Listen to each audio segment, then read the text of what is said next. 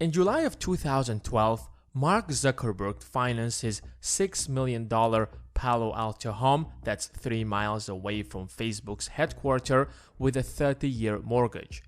At that time, he was 28 years old and the world's 40th wealthiest person, worth an estimated amount of $15.6 billion. The question is, why would you get into debt when you have billions of dollars and can easily afford it? If he wanted, he could easily buy a dozen $6 million homes in cash without batting an eye. So why get a mortgage? The answer is long and complicated, but in short, it's free money. Sounds ridiculous. Who would give you free money when you are already a billionaire? Let me explain. It all has to do with interest rates. The inflation rate in the US is 2.5 to 3%. So any money you borrow that's below the inflation rate is considered free money. Zuckerberg's mortgage rate is just a little over 1%, but it's adjustable, meaning that based on the circumstances, the rate could possibly go up for one reason or another. If you do the math, the bank is losing money since the mortgage rate is below the inflation. You don't have to be genius to do the math. For the sake of example, let's say you borrow $1 million at a rate of 1%. The average rate of return on the savings account is 2.4%, meaning that if you deposit that $1 million in another bank, you end up making $24,000 a year, while you only have to make a monthly payment of $10,500 to the bank that lent you that money. Imagine if you can do that with $100 million, or how about $1 billion? When you can borrow money for free, there is no point in tying up your own money when you can use that money for more profitable things. Of course, when you are talking about small amounts of money, this might not make sense because the difference isn't that big. However, when it comes to large sums, playing around with 1, 2, or even 0.5% could potentially mean dozens of thousands of dollars, if not hundreds. Let's say you are a businessman and you can easily afford $1 million house. Why buy a house when you can finance it for 1 or 2%, while you invest the rest of that money in your business that could potentially get you 10, 20, if not 30% returns? Even if you're lazy to find a more profitable way to use money, just throwing it all into an index fund can be much more profitable, especially when we are talking about 20 or 30 years. Historically, an index fund has shown to have an average rate of return of 8%. If you take a mortgage and invest your money in an index fund, the percentage difference will end up in your pocket. It all comes down to opportunity cost. Economically, it wouldn't make sense for Zuckerberg to buy the house in cash when he has been offered a 1% mortgage rate. But he is not the only one who is so smart to do that. Take Elon Musk, for example. Most of his wealth is tied to Tesla and SpaceX. To buy a house for $20 million, he probably might need to sell a considerable chunk of his wealth, pay taxes, and incur other expenses. However, he can take free money and keep his monthly payments under his budget. He took out a $61 million mortgage for 5 properties in California with a monthly payment of $180,000. That's not unique to billionaires, by the way. It's also practiced by moderately rich people like Jay-Z or Beyoncé. They took a mortgage to buy their $88 million house. They put 40% down payment and financed the other $52.8 million. That leaves the couple with $150,000 of monthly payments.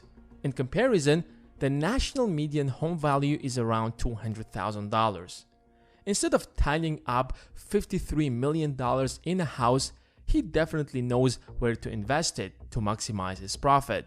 At the end of the day, he has made a lot of great investments and he's on his way to becoming a billionaire. The richer you get, the better ways you find to make more money. But let's be honest, not everyone gets such a low mortgage rate. Nationwide, it's around 3%. But even at that rate, it still doesn't make sense to purchase a house if you can finance it. However, wait a second, let's make this clear. Why do the super rich get a lower rate in the first place than the rest of the country? First of all, when you are a billionaire, the bank can sleep calmly because no one is worried that you might default on your loan, and in case if something happens, you can easily sell part of your business to pay back your mortgage. That takes out the risk out of the equation. Now compare that to an average employee who could get sick and not be able to work or just lose his job for one reason or another. Secondly, paying your mortgage on time every month helps you build and maintain a healthy credit score. So when you're in trouble next time, with a strong credit score, it will be much easier to borrow money from the banks. You're basically building trust between you and the financial institutions. But it also could be the other way around. Banks do offer such a low mortgage rate to establish a strong relationship with rich people so that when their companies would need a loan from a bank, they would come to them and not their competitors. It's a win-win situation. But these low mortgage rates are adjustable, which means, as I said earlier, they could go up. But no one is worried because if it stops making sense economically to these ultra-rich people, they can easily pay back their mortgage. But most people associate that with something negative because we usually borrow money that we can't afford for entertainments and end up paying a lot more back. In fact, right after getting out of college, you realize what a burden your student debt is already. And once you calculate how many years you have to pay back that debt, you immediately create a perception that debt is bad, especially when you can't even default on it. Playing around with debt is not easy. You are eventually taking a huge risk, and a small miscalculation can lead to disastrous consequences. In fact, we've got into so much debt that most people can't even afford an unexpected $500 bill because we have to make all of these monthly payments. However, that's what distinguishes bad debt from the good one. Debt can ruin your life, make you homeless, and cripple your family if you're reckless. But it also can make you unbelievably rich if you know how to use it, because it's leverage. Leverage is a superpower that can make you rich instantly. Let's say, for the sake of example, you buy this house for $10,000, go to the market and sell it for $11,000. Congrats, you just made a profit of $1,000. However, that's not much. But if you use leverage, you go to the bank first, borrow $990,000. With your additional $10,000, that's going to be $1 million. You head to your supplier and buy 100 phones now for $1 million. Turn around and sell it to the market for $1.1 million. But you still owe the bank, so you go back to the bank again and return them $990,000 that you borrowed earlier, and another $10,000 in interest. Now you're left with $100,000. After you deduct your own $10,000, you're left with $90,000 of pure profit. That's how you make money when you don't have money. The bank made their share of the profit and you made yours. Of course, when you take this formula to the extreme and it's not regulated by the governments and practiced by everyone in the Wall Street, it turns into a financial crisis, as it happened in 2008. Remember when home prices crashed and then they took down the entire economy with them?